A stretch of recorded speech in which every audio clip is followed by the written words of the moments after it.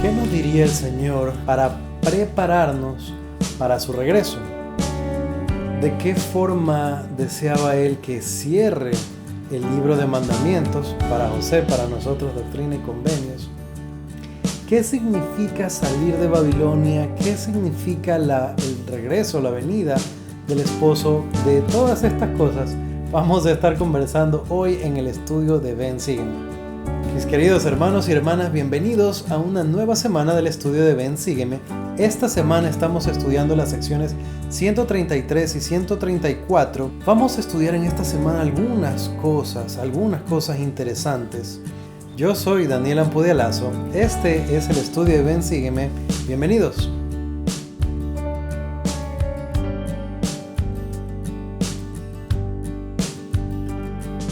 Y el manual del estudio individual y familiar de Ven, Sígueme empieza dándonos una instrucción muy interesante. Se nos explica que la sección 133 originalmente fue pensada para que sea el apéndice del libro de mandamientos. El libro de mandamientos era el nombre que tenía Doctrina y Convenios originalmente cuando se planeó la recopilación de todas las revelaciones, o la mayoría, que había recibido José y que se estaban preparando en formato libro para que los hermanos de la iglesia tuvieran fácil acceso a estas revelaciones.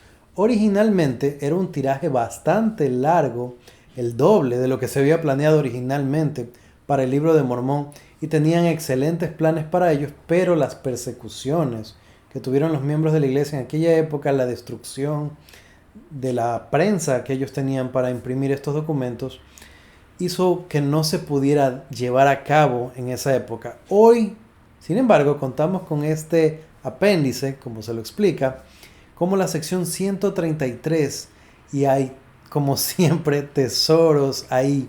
Vamos a las escrituras. Vamos a los versículos 3 y 4. Dice lo siguiente: porque desnudará su santo brazo ante los ojos de todas las naciones, y todos los extremos de la tierra verán la salvación de su Dios.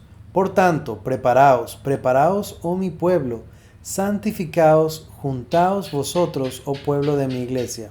Por tanto, preparaos, oh mi pueblo, santificaos, juntaos vosotros, oh pueblo de mi iglesia, sobre la tierra de Sión, todos vosotros a quienes no se ha mandado permanecer. Ok, empezamos con fuerza entonces, y el Señor aquí habla de desnudar su santo brazo. ¿Qué significa eso? A veces, especialmente los hombres, pensamos que desnudar el brazo es cuando uno se prepara para pelear. En el caso de las Escrituras, esto lo vemos en varias partes, especialmente en el Antiguo Testamento, vemos esta expresión. Y estudiando en los manuales, lo que encontré acerca de eso es que es una forma del Señor de decir que va a demostrar su poder. Y pensaba, claro, ¿no? Nuestros brazos son un símbolo de trabajo, de obra, de capacidad. Y cuando se habla del Señor, se habla de su santo brazo, que se va a desnudar o a descubrir. Esto quiere decir que va a manifestar su poder. Y esta es la promesa que se les da a ellos. Dice que este poder que se va a manifestar va a ser ante los ojos de todas las naciones. Casualmente nosotros tuvimos recién una visita de una autoridad general en nuestra estaca y nos hablaba de cómo la obra se ha expandido por toda la tierra. Nosotros éramos anonadados escuchando todo lo que nos contaba de cuántas misiones, cuántas estacas, cuántas partes en todo el mundo. Y es algo de lo que vamos a seguir conversando más adelante. Todos los extremos de la tierra verán la salvación. No todos, obviamente, aceptan el Evangelio, y hay ciertos lugares de la tierra donde todavía no podemos entrar oficialmente con misiones, con misioneros, aún con capillas. Y es cierto que aún hay lugares, pero de forma general, la iglesia, el Evangelio realmente, más correctamente expresado, está en todo el globo. Ahora, en el versículo 4 hay cosas que me gustan bastante también. Se nos manda prepararnos y santificarnos. Ya hace algún tiempo hablamos del concepto de santificación, de hacer sacrificios, como lo aprendimos en la conferencia, para ser santos o para santificar nosotros o cosas. Y fíjense lo que dice. Específicamente dice, juntaos vosotros. Y esto me hace pensar en que es literal que nosotros debemos congregarnos. No basta con creer en Jesucristo nada más o pensar que el Evangelio es algo bueno, algo positivo. Se nos manda juntarnos, congregarnos. Y esto es parte de lo que nos va a ayudar a santificarnos. No podemos pensar que vamos a estar bien con el Señor, que vamos a estar bien con el Evangelio, si no asistimos a la capilla, si no nos juntamos. Ok, pasemos a los versículos 5 y 6. Dice, salid de Babilonia, sed limpios los que lleváis los vasos del Señor. Convocad vuestras asambleas solemnes y comunicaos a menudo los unos con los otros. Invoque todo varón el nombre del Señor. Babilonia, se nos manda a salir de Babilonia. ¿Qué significa eso? Bueno, sabemos bien por las escrituras que había un gran imperio junto a Israel que era Babilonia. Y de ahí salen las historias de la Torre de Babel y tantas otras cosas. Ahora, de forma clásica eran enemigos o estaban en oposición al reino de Israel. Tenían sus dioses falsos y su estilo de vida que arrastraba, porque eran una nación grande, aún a los del pueblo de Dios. En este sentido, salir de Babilonia es salir de las costumbres del mundo, de los dioses falsos, de los ídolos falsos y de las prácticas que pueden ser populares, pueden ser lo que está de moda, pero no es lo correcto para los que conformamos el pueblo de Dios. Entonces se nos manda a salir, a abandonar Babilonia. Tenemos clásicamente la historia también de Lot y su familia huyendo de Babilonia por mandato del Señor y cómo la mujer, dicen las escrituras, que regresa a mirar atrás y se les había dicho muy específicamente, no miren para atrás. Y ella mira para atrás y se convierte en una estatua de sal. Ahora, estudiando en los manuales hay muchas interpretaciones posibles de eso. Tal vez este mirar atrás fue literal. El Señor le dijo no miren para atrás y ella miró para atrás. Pero entendiendo qué significa eso realmente y cómo se puede aplicar a nosotros, bien puede ser que esta mujer lo que hizo fue regresarse a Babilonia. Mirar atrás podría significar esto, que ella volvió porque se le quedó algo, o porque no pensaba que iba a ser destruida, o porque le dolía mucho abandonar la ciudad.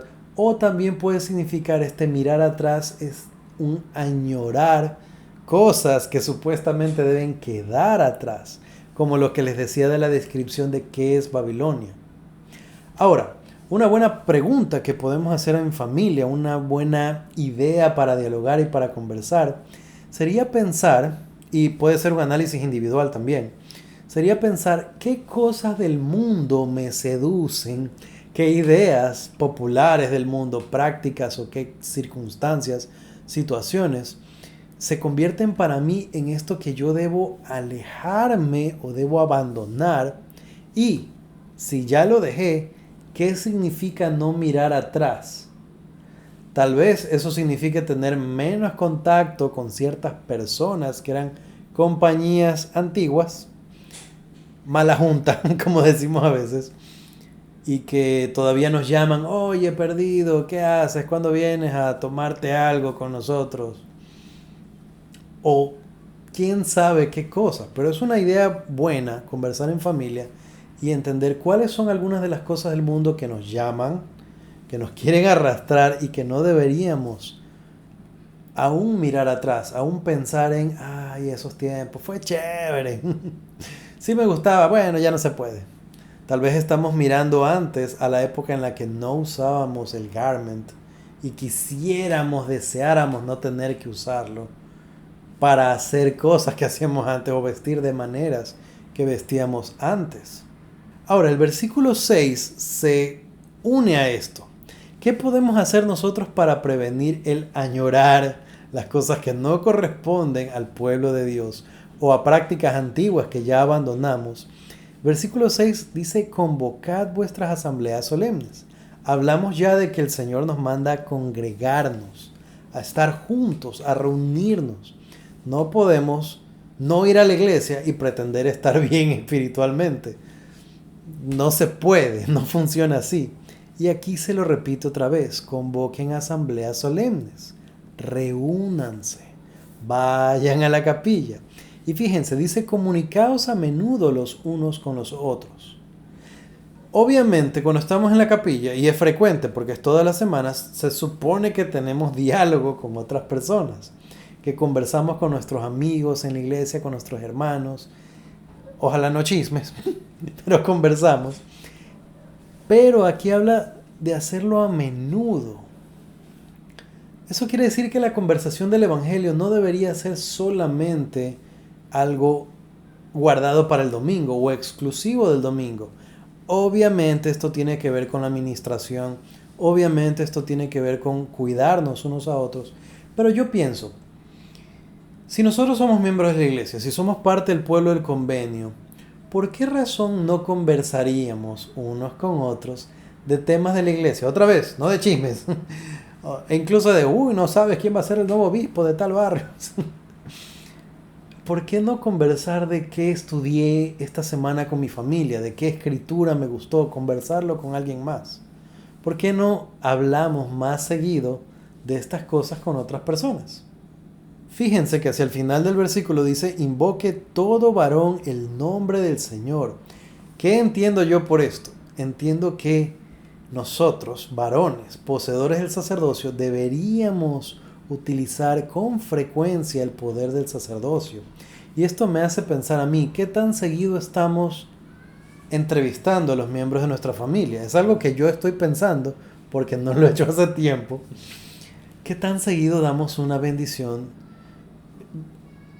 Espero yo que los miembros de nuestra familia no estén enfermos continuamente, pero no hay solamente bendiciones de salud, hay bendiciones de consuelo y de consejo. ¿Qué tan seguido estamos dando ejemplo a nuestros hijos, dándoles una bendición? Si tenemos conversaciones con ellos y les damos consejos sobre algún asunto, o nos cuentan algo que pasa en la escuela y nosotros tratamos de ayudarles, tal vez leemos las escrituras con ellos, pero podemos terminar este tipo de situaciones también cuando sea apropiado con una bendición del sacerdocio. Y hay otras formas de utilizar el sacerdocio también, como dice aquí, todo varón invoca el nombre del Señor. Cuando nosotros hablamos con alguien, enseñamos el Evangelio, lo que estamos haciendo es eso. Cuando estamos el domingo y notamos que falta gente, por ejemplo, para administrar la Santa Cena, nosotros podríamos muy cautelosamente, muy respetuosamente, dejarle saber al obispo que estamos disponibles si necesita ayuda. Es algo que podemos hacer.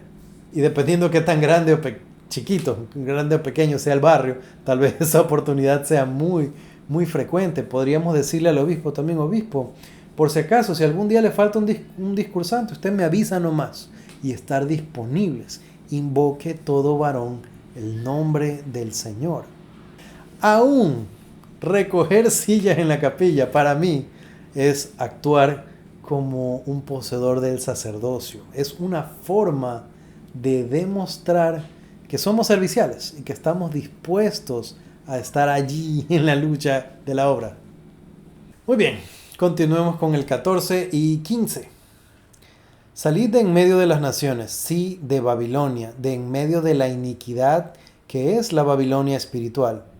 Pero de cierto, así dice el Señor, no sea vuestra huida con prisa, sino prepárense todas las cosas delante de vosotros, y no mire hacia atrás el que salga, no sea que le sobrevenga una destrucción repentina. Se continúa con el énfasis de salir, huir, escapar de Babilonia, si nos damos cuenta. Ahora, ¿por qué leemos esto de lo que ya hablamos? Una, para decir que el Señor lo está dejando bien en claro, que les está diciendo que tienen que abandonar las cosas del mundo. Y fíjense que aquí él ya explica a qué se refiere. Pero más allá de eso, me gusta la parte en la que menciona que cómo debe ser esa huida. Dice que no sea vuestra huida con prisa, sino prepárense todas las cosas delante de vosotros. El Señor nos manda a hacer las cosas no al apuro, no ahí se va, yo no sé, ya salió, sino a prepararnos. Esto me pone a pensar porque todas las cosas del Señor, todas las cosas de la organización de la iglesia requieren preparación y pensémoslo, démonos cuenta. Nosotros tenemos el sacerdocio arónico previo al sacerdocio Melquisedec. Al sacerdocio arónico también se lo llama preparatorio. Otro detalle, cuando un templo es construido y se preparan para la casa abierta y para la dedicación, se forman comités. Justo estábamos conversando de esto con la familia recientemente. Y estos comités se preparan por mucho tiempo. Cuando vamos a tener una conferencia, se prepara el coro y el coro prepara y practica por mucho tiempo. Y mientras más tiempo practica, mejor. Entonces las cosas del Señor no se deben hacer al apuro. No podríamos pensar, bueno, que vamos a tener la conferencia del barrio, supongan, tal día. Y qué sé yo, 2 semanas antes le decimos a las hermanas, cántense algo. No se hace la huida de Babilonia a prisa. Otra vez, prepárense todas las cosas delante de vosotros. Y de la misma forma nosotros debemos conducir nuestra vida. Nosotros tratamos de prepararnos a las circunstancias con anticipación. No hacemos las cosas al apuro, salen mal hechas. En adelante se habla acerca de la segunda venida y hay una forma en la que se habla de esto que es súper chévere. Hay algunos cumplimientos de profecías de esos que uno anhela bastante y espera, y yo no sé ni cómo va a ser, no sé, no termino de imaginarme cómo va a ser esto de que él ponga su pie en el monte de Sion y va a salvar en el último momento al pueblo judío. Muchas cosas lindas, pero veamos lo que dice el versículo 19 de forma sencilla. Por tanto, preparaos para la venida del esposo, salid a recibirlo. ¿Por qué se lo llama a Jesucristo el esposo? ¿Qué tiene que ver y por qué se nos manda prepararnos para su venida y salir a recibirlo? ¿Qué significa todo eso? Ya antes hemos conversado acerca de la parábola de las 10 vírgenes, en las que se habla de un matrimonio, y especialmente en el Apocalipsis hay esto de que se lo compara a Jesucristo como el esposo y la esposa como la iglesia. Y se hace esta relación porque Jesucristo cuida de la iglesia. ¿Qué es la iglesia o quiénes? Somos nosotros. Entonces, en este símil de que hay una gran fiesta, la tradición de los judíos es que primero tenían una fiesta en una parte y de ahí iban a una celebración en la casa del esposo. Esa era la costumbre de ellos. Tenían, por decirlo así, la fiesta espiritual, el casamiento, y de ahí se iban a celebrar a casa del esposo.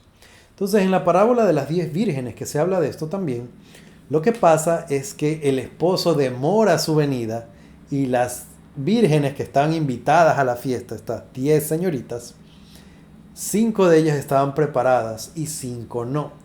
5 tenían almacenado aceite suficiente para esperar un buen rato, para tener encendidas sus velas, y 5 no. Entonces este versículo está relacionado con todas estas cosas. Ahora, para mí es escalofriante hasta cierto sentido que autoridades de la iglesia han dicho que esto es una estadística matemática. Las 10 vírgenes estaban invitadas, 5 de ellas entraron y 5 se quedaron fuera por no estar listas.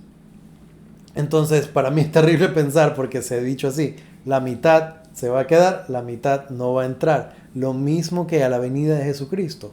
Estarán 2 ahí en la cosecha, uno será tomado, uno será dejado. Pero entonces, ¿cómo nos preparamos para nosotros no ser el que es dejado, sino el que es tomado, para ser uno de las 5 vírgenes sensatas y no ser de las otras que se quedaron afuera de la fiesta? Vamos a los versículos 60 al 62. Dice: y por esta razón se dieron estos mandamientos. Se mandó que se retuviesen del mundo el día en que fueron dados, pero ahora han de ir a toda carne. y esto de acuerdo con la disposición y la voluntad del Señor que reina sobre toda carne. Y al que se arrepienta y se santifique ante el Señor, se dará la vida eterna. Es sencillo, pero no es fácil. ¿Qué hacemos nosotros? Como dice aquí, para esta razón es que se nos dieron los mandamientos. Nosotros podemos resumir fácilmente los mandamientos en dos partes. De hecho, lo hizo Jesucristo y nosotros aprendemos es de Él. Amar a nuestro Padre Celestial, amar a Dios por sobre todas las cosas, con todo el corazón, alma, mente y fuerza, y amar a nuestro prójimo como a nosotros mismos. Podemos estudiar en detalle en casa con nuestros hijos los 10 mandamientos para saber qué es lo que tenemos que hacer para a su segunda venida estar del buen lado. Y si fallecemos antes no importa, porque podríamos decir para cuando sea la segunda venida, venir con Él a cantar.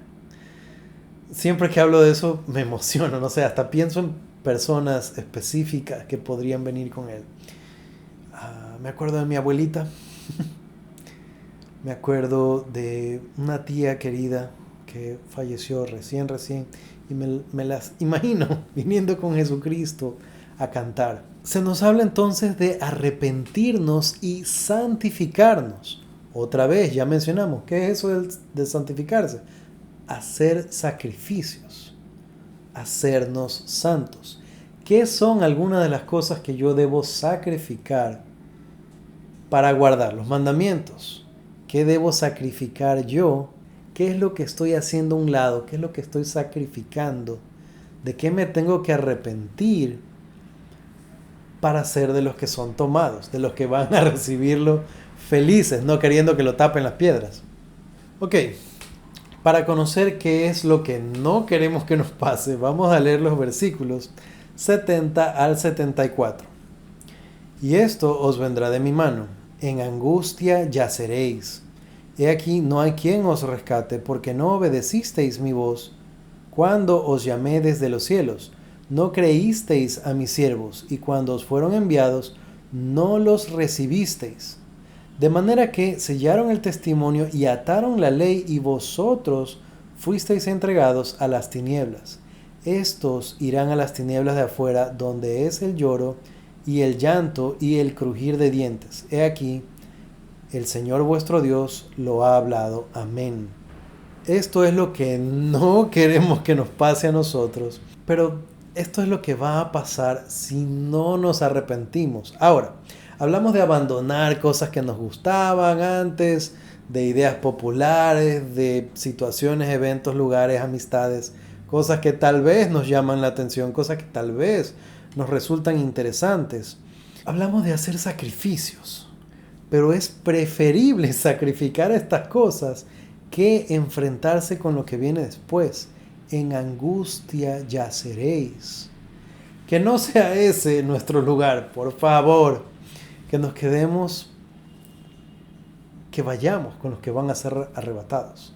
Que vayamos a recibir a nuestros seres queridos, que vayamos a recibir a Jesucristo. Muy bien. Si llegaron hasta aquí, muchas gracias. Like para ustedes. Y si les gustó el video, like para mí. Se los agradezco. No se pierdan la segunda parte porque vamos a conversar de política y va a ser más interesante de lo que les suena tal vez si no les gusta la política. Hay muchas ideas de las que estoy muy emocionado para hablar con ustedes. Conmigo será hasta la próxima. Chao.